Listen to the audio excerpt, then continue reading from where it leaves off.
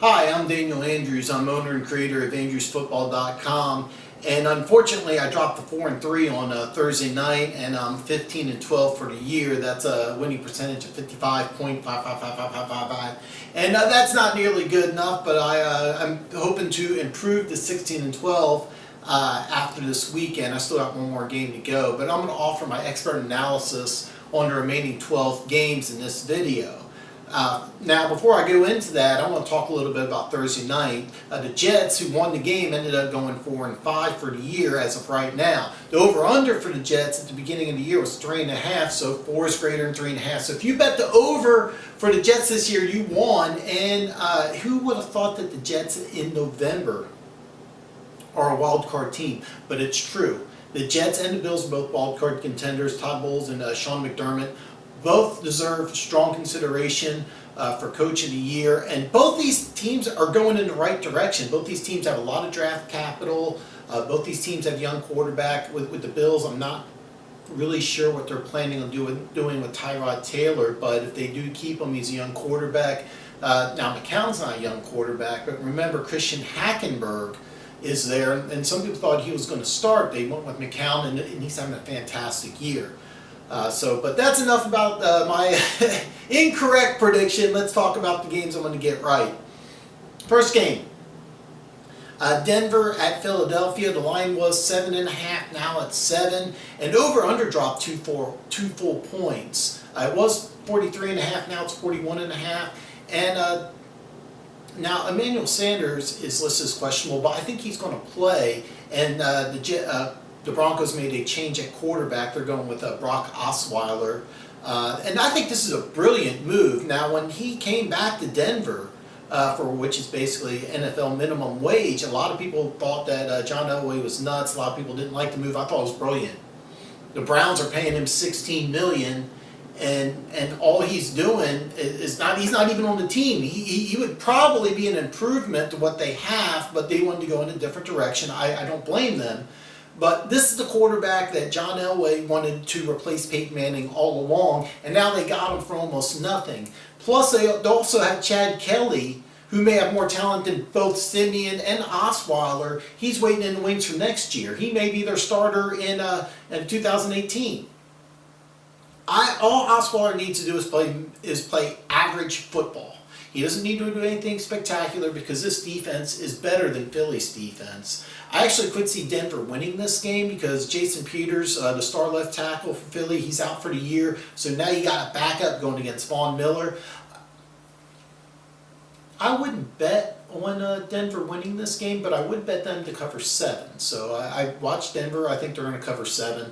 Next game, the Giants are at home against the Rams. Now this is the thing, the Rams were on a bye, and they're traveling across country.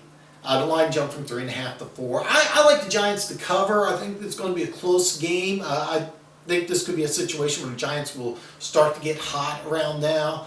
I think the Rams may, under rookie head coach, maybe getting a little too full of themselves. Yes, I know they're 5-2. They're doing extremely well. Are they really a playoff team? Yeah.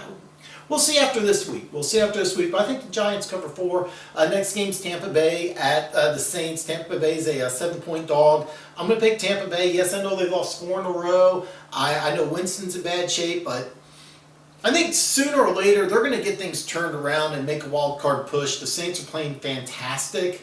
I wouldn't be surprised if the Saints win. But I think it's going to be a close game. 7's a big number. And sooner or later, Tampa Bay is going to turn this ship around. There's too much talent in this team. Cincinnati is next. They were a 5.5-point dog. Now they're at 6-point dog at Jacksonville. I like Cincinnati to cover. I don't love it. The over-under is 39. Now that I do like, because I actually see some scoring in this game. I think 39 is way too low of a number. So I like Cincinnati, but I like the over better. If you're going to bet this game, take the over. But I do like Cincinnati in 6.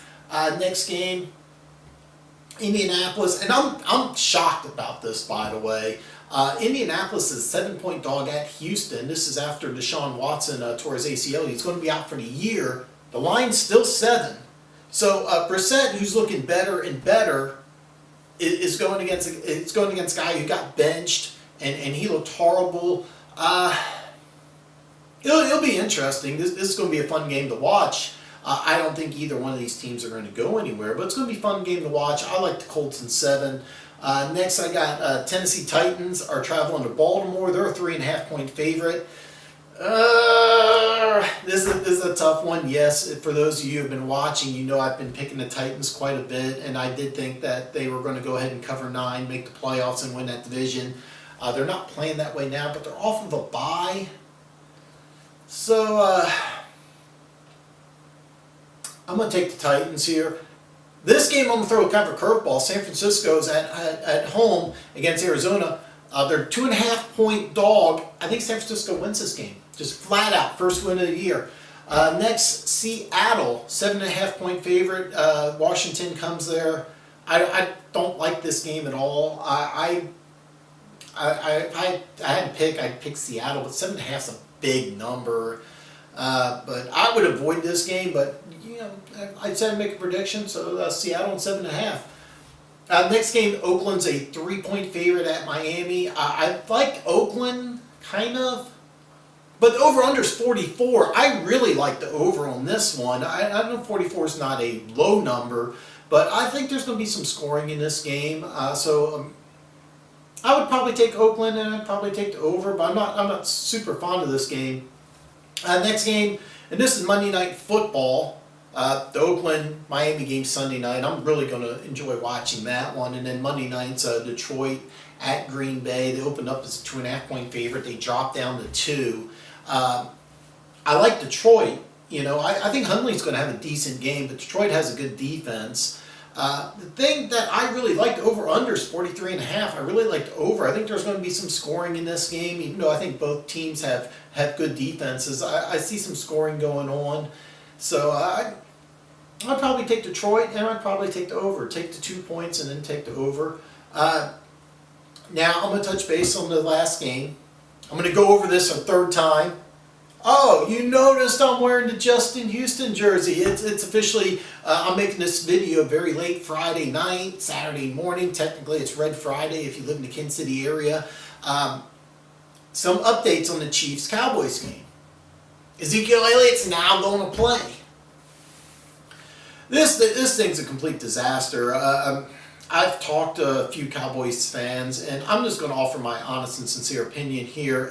What's going on with Ezekiel Elliott and the off-field situation, I think the NFL is way out of line in suspending him 6 games for this. He was cleared in a court of law. That should be good enough. I don't think he should be suspended at all, but originally I would have liked it as a Chiefs fan if he didn't play. But he is going to play. He's going to have an effect on this game. The line jumped. Kansas City's now a 2-point dog. So if I was in Vegas, I would bet this game. I still love this game, but I would bet the money line. Take $115. A $100 bet will win you $115. So forget the line, which is 2 points. You want to bet the line? Go ahead and bet the line. Bet 110 to win 100.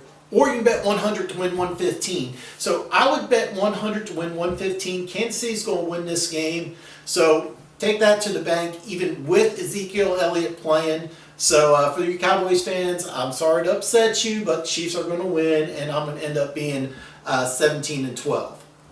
So if you have not already, there's a red subscribe button below that video. Go like this, bam. Hit that, subscribe to my video. Don't be afraid to share my expert analysis of the NFL to your friends, family, neighbors, or people that just want to see a really good-looking, shaved-head guy talking.